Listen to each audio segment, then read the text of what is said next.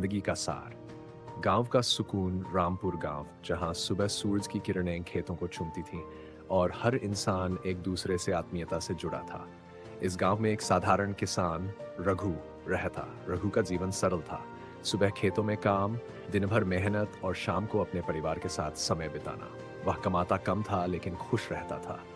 गांव के हर व्यक्ति की तरह रघु भी संतोषी जीवन जीता था, लेकिन एक दिन उसने एक ऐसा सवाल उठाया जिसने उसकी पूरी जिंदगी को बदल दिया। वह सोचने लगा, क्या सिर्फ मेहनत करके खाना और सो जाना ही जिंदगी है? जिंदगी का असली मतलब क्या है? शहर का अनुभव। रघु ने फैसला किया कि वह अपने सवाल का जवाब खोजने के लिए शहर जाएगा। शहर में कदम रखते ही वह भीड़, चमचमाती इमारतें और तेज रफ्तार जिंदगी देखकर हैरान रह गया। उसे लगा कि यहाँ सब कुछ है, पैसा, ऐशो आराम और सपनों की उड़ान। रघु ने एक फैक्ट्री में काम करना शुरू किया। यहाँ उसने देखा कि लोग सुबह से शाम तक मशीनों के सामने खड़े रहते हैं और फिर थककर घर लौटते हैं। उसने महसूस किया कि उनके पास सब कुछ है लेकिन खुशी नहीं है। वे ज्यादा कमाने की होड़ में अपने परिवार और अपनों से दूर हो गए थे। साधु का मार्गदर्शन। एक दिन और निराशा से भरा रघु शहर के एक पार्क में बैठा था। वहां उसकी मुलाकात एक साधु से हुई। साधु ने पूछा, बेटा तुम इतना परेशान क्यों लगते हो? रघु ने अपने मन की बात कही। साधु मुस्कुराए और बोले, जिंदगी का असली तरीका सरलता और संतुलन में है। जब तुम अपनी जरूरतों को सीमित करोगे और दूसरों की मदद करोगे, तब तुम सच्ची खुशी पाओगे। साधु ने रघु को कुछ दिन अपने आश्रम में रहने का न्योता दिया। वहां रघु ने सीखा कि ध्यान, स्वाभाविकता और कृतज्ञता से कैसे जीवन को संवार सकते हैं। साधु ने उसे एक कहानी सुनाई। एक किसान के पास एक ही गाय थी। एक दिन गाय खो गई तो किसान ने दुखी होकर सोचा कि उसकी जिंदगी खत्म हो गई। लेकिन कुछ दिनों बाद उसे गाय के बदले एक खेत मिल गया। उसने महसूस किया कि हर खोई चीज जिंदगी में कुछ नया लेकर आती है। रघु ने फैसला किया कि वह अपने गांव लौटेगा और वहां अपनी जिंदगी को नए तरीके से जिएगा। गांव लौटकर उसने सिर्फ अपने लिए नहीं बल्कि पूरे गांव के लिए काम करना शुरू किया। उसने बच्चों को पढ़ाया, जरूरतमंदों की मदद की और खेती में नई तकनीकें लाने की कोशिश की। वह हर दिन कुछ नया सीखता और दूसरों को सिखाता। अब रघु के लिए जिंदगी केवल कमाने का जरिया नहीं बल्कि सीखने और दूसरों को प्रेरित करने का माध्यम बन चुकी थी। कुछ सालों बाद रघु ने एक सभा में कहा, जिंदगी जीने का सही तरीका यह है कि आप अपने अंदर शांति और बाहर समाज के लिए योगदान का भाव रखें। दौर में सबसे तेज नहीं बल्कि जो संतुलन बनाए रखे वही विजेता होता है। रघु ने जब से गांव में बदलाव की शुरुआत की, उसने ये महसूस किया कि उसके प्रयासों से दूसरों की जिंदगी बेहतर हो रही है। वह सुबह जल्दी उठकर गांव के बच्चों को पढ़ाने के लिए एक छोटी पाठशाला चलाता। वह उन्हें गणित, विज्ञान और जीवन के नैतिक मूल्यों के बारे में बताता। बच्चों के चेहरों पर खुशी देखकर उसे अंदर से सुकून मिलता। एक दिन रघु के एक पुराने मित्र सुरेश, जो शहर में एक बड़े व्यापारी थे, गांव आए। उन्होंने रघु के कामों की सराहना की और कहा, तुम्हारा ये काम बहुत बड़ा है लेकिन इसे बड़ा बनाया जा सकता है। अगर तुम्हें मदद की जरूरत हो तो मुझे बताना। रघु ने गांव के लोगों को एकत्र किया और एक नई योजना बनाई। उसने गांव में खेती के साथ साथ हस्तशिल्प के काम को बढ़ावा देने का विचार रखा। उन्होंने मिलकर मिट्टी के बर्तन, हस्तनिर्मित वस्त्र और बांस की टोकरियां बनानी शुरू की। इन चीजों को बेचने के लिए सुरेश ने शहर में बाजार उपलब्ध कराया। गांव धीरे धीरे आत्मनिर्भर बनने लगा। अब न केवल गांव के लोग आर्थिक रूप से मजबूत हो रहे थे बल्कि उनमें एकता और खुशी भी बढ़ने लगी थी। हर घर में उत्साह था और हर व्यक्ति को अपने काम पर गर्व था। विपत्ति का सामना। लेकिन जिंदगी हमेशा सरल नहीं होती। एक साल भारी बारिश के कारण फसलें नष्ट हो गई। गांव के लोग हताश हो गए। रघु ने महसूस किया कि ये वक्त उनके धैर्य और एकजुटता की परीक्षा लेने का है।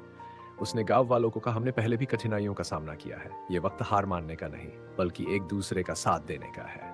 उन्होंने अपनी बचत और हस्तशिल्प के काम से गांव की अर्थव्यवस्था को फिर से खड़ा किया। एहसास हुआ कि शिक्षा और जागरूकता ही ऐसी चीजें हैं जो किसी भी विपत्ति में सहारा बन सकती हैं। उसने गांव में एक पुस्तकालय शुरू किया और लोगों को पढ़ाई के महत्व के बारे में समझाया। बच्चों के साथ साथ बड़े भी वहां आकर पढ़ने लगे। उन्होंने गांव में स्वास्थ्य और स्वच्छता को बढ़ावा देने के लिए अभियान शुरू किए।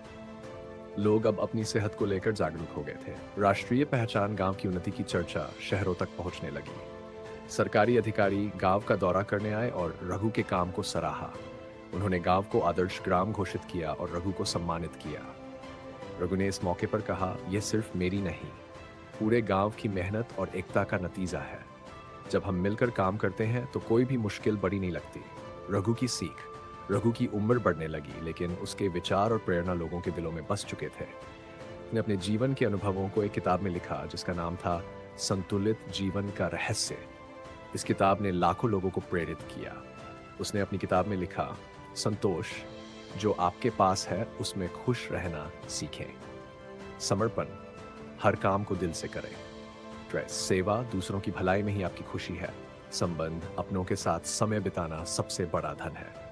और एक नई शुरुआत। एक दिन रघु शांतिपूर्वक इस दुनिया से विदा हो गया, लेकिन उसके विचार और उसके द्वारा किया गया काम अमर हो गया।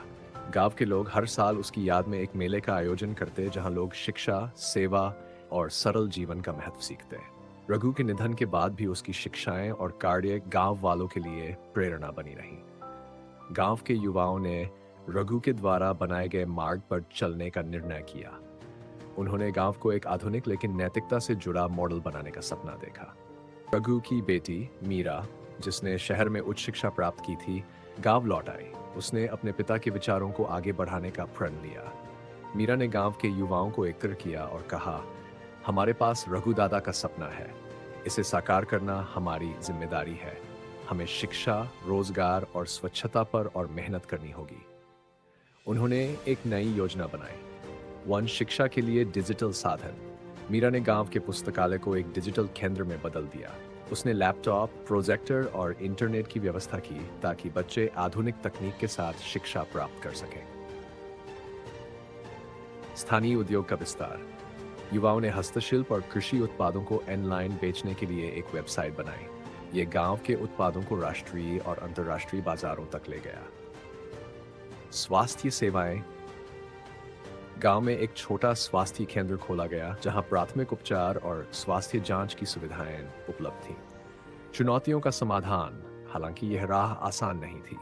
कई बार तकनीकी समस्याएं, फंड की कमी और बाहरी लोगों की आलोचनाएं आड़े आईं, लेकिन मीरा और गांव के लोग रघु की सीख को याद रखते हुए हर समस्या का समाधान निकालते रहे। उन्होंने ग्रामीण बैंकों और स्वयंसेवी संस्थाओं से मदद ली। युवाओं ने मिलकर फंड जुटाने के लिए स्थानीय मेलों और सांस्कृतिक कार्यक्रमों का आयोजन किया। राष्ट्रीय पहचान का विस्तार। गांव की प्रगति ने राष्ट्रीय स्तर पर ध्यान आकर्षित किया। मीडिया में गांव की सफलता की कहानी छपी। सरकार ने गांव को आदर्श डिजिटल ग्राम का दर्जा दिया। मीरा को देश भर में बुलाया गया ताकि वह अपने गांव के विकास मॉडल के बारे में बता सके। उसने हर मंच पर कहा, मेरे पिता ने हमें सिखाया कि अगर हम सरलता, संतुलन और सहयोग से काम करें तो कोई भी सपना पूरा किया जा सकता है। गांव का सपना पूरा। गांव अब एक आदर्श स्थान बन गया था जहां आधुनिकता और परंपरा का अनूठा मेल देखने को मिलता था। लोग इस गांव को देखने और उससे सीखने आते थे। रघु की आत्मा का संदेश। एक रात मीरा ने सपना देखा। उसने देखा कि रघु खेतों में चल रहे हैं। उनके चेहरे पर वही पुरानी मुस्कान है। उन्होंने मीरा से कहा, बेटी, तुमने जो किया है उस पर मुझे गर्व है। याद रखना, जिंदगी जीने का सही तरीका अपने और दूसरों के जीवन में खुशी और संतुलन लाना है। पिता की बातों को अपने दिल में बसाया और गांव के विकास का सिलसिला जारी रखा। उसने और गांव के लोगों ने यह सिद्ध कर दिया कि सच्चे अर्थों में जिंदगी जीने का तरीका सरलता, सेवा और समर्पण में है। मीरा और गांव के लोगों के प्रयासों से गांव अब देश के लिए प्रेरणा स्रोत बन गया था। लेकिन मीरा जानती थी कि विकास की यह कहानी ही नहीं रुक सकती। उसने यह समझा कि दुनिया के सामने गांव एक आदर्श उदाहरण प्रस्तुत करना ही रघु की सच्ची श्रद्धांजलि होगी। पर्यावरण संरक्षण का सपना। मीरा ने महसूस किया कि विकास के साथ पर्यावरण संरक्षण भी जरूरी है। उसने गांवों में पर्यावरण सुधार की पहल शुरू। पुनः वृक्षारोपण अभियान। गांव के हर व्यक्ति को साल में कम से कम एक पौधा लगाने के लिए प्रेरित किया गया। जल संरक्षण। बारिश के पानी को संग्रह करने के लिए तालाबों और जलाशयों का निर्माण किया गया। सौर ऊर्जा। गांव को बिजली संकट से उबारने के लिए सौर ऊर्जा का उपयोग बढ़ाया गया। गांव का पर्यावरण अब हरा भरा और स्वच्छ हो गया। पक्षियों की चहचहाहट और नदियों की बहार ने गांव को और खूबसूरत बना दिया। मीरा ने सामाजिक एकता पर भी जोर दिया। गांव में जात पात, भेदभाव और छोटे मोटे झगड़ों को खत्म करने के लिए हर महीने समरसता सभा का आयोजन किया गया। लोग अपनी समस्याएं साझा करते और मिलजुल कर समाधान ढूंढते। इसका नतीजा यह हुआ कि गांव में हर व्यक्ति, चाहे वह छोटा हो या बड़ा, एक परिवार की तरह रहने लगा। मीरा की अगुवाई में गांव ने इतनी तरक्की कर ली कि विदेशों में भी इसकी चर्चा होने लगी। एक दिन संयुक्त राष्ट्र से एक टीम गांव का दौरा करने आई। उन्होंने गांव के विकास मॉडल को ग्लोबल विलेज प्रोजेक्ट के तहत शामिल किया। मीरा ने अपनी टीम के साथ इस पर बात की और कहा, हमारे प्रयास दुनिया को यह सिखा सकते हैं कि छोटे छोटे कदमों से बड़ा बदलाव लाया जा सकता है। एक संतुलित और समर्पित जीवन ही विकास की कुंजी है। रघु का स्मारक। गांव वालों ने रघु की याद में एक स्मारक का निर्माण किया। यह स्मारक न केवल उनकी याद दिलाता बल्कि हर आगंतुक को यह सिखाता कि कैसे एक साधारण व्यक्ति अपने विचारों और मेहनत से दुनिया को बदल सकता है। नई पीढ़ी की जिम्मेदारी। मीरा ने धीरे धीरे गांव की जिम्मेदारी अगली पीढ़ी को सौंपनी शुरू की। उसने युवाओं को यह सिखाया कि कैसे अपने मूल्यों और संस्कारों को बचाए रखते हुए आधुनिकता को अपनाया जा सकता है। रघु का गांव अब केवल एक गांव नहीं रहा, बल्कि एक विचार बन गया। यह विचार था सादगी, समर्पण और सेवा का। मीरा और गांव वालों ने यह साबित कर दिया कि जिंदगी का असली अर्थ दूसरों के जीवन को बेहतर बनाना और धरती को एक सुंदर स्थान बनाना है। गांव अब पूरी तरह से आत्मनिर्भर बन चुका था। हर व्यक्ति अपने जीवन में संतुलन और सेवा के महत्व को समझ चुका था।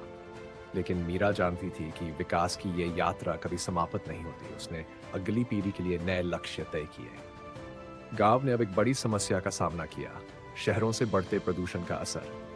पास की नदी, जो अब तक गांव की जीवन रेखा थी, धीरे धीरे दूषित होने लगी। मीरा और गांव वालों ने मिलकर इसे बचाने का प्रण लिया। नदी स्वच्छता अभियान। हर हफ्ते लोग मिलकर नदी की सफाई करते और गांव के बाहर उद्योगों से बात करके नदी में गंदगी डालने से रोकते।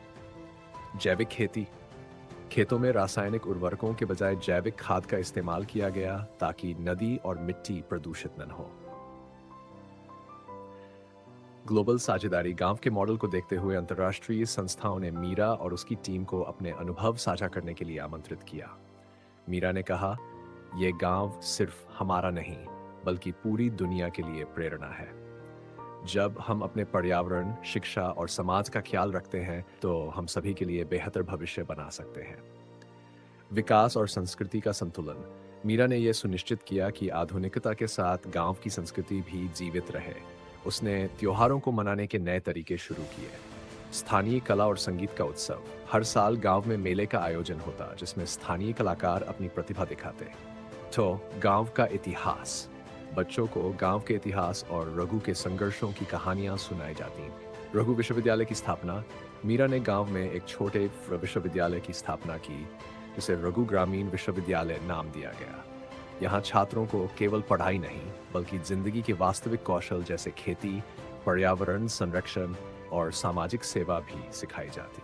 गांव का आदर्श बनना। गांव अब न केवल एक मॉडल गांव था बल्कि एक ऐसा स्थान बन चुका था जहां लोग सीखने और प्रेरणा लेने के लिए आते हैं। इसे सर्वश्रेष्ठ ग्रामीण विकास केंद्र का दर्जा दिया गया। कई सालों बाद मीरा ने अपने जीवन के अंत समय में रघु की तरह एक शांत और संतुलित जीवन जीने का निर्णय लिया। उसने गांव के युवाओं को कहा, अब यह गांव तुम्हारे हाथों में है। इसे सिर्फ एक जगह मत समझो, यह एक विचारधारा है, सादगी, सेवा और संतुलन की। इसे दुनिया तक पहुंचाना तुम्हारी जिम्मेदारी है। मीरा के जाने के बाद गांव ने उसके योगदान को भी अमर कर दिया। रघु और मीरा की कहानियां गांव की आत्मा बन गई। कहानी का अंतिम संदेश। यह कहानी हमें सिखाती है कि जिंदगी जीने का असली तरीका दूसरों के जीवन को बेहतर बनाना, प्रकृति के साथ तालमेल बिठाना और अपनी जड़ों से जुड़े रहना है। रघु और मीरा की शिक्षाएं हर पीढ़ी के लिए प्रेरणा बनी रहेंगी।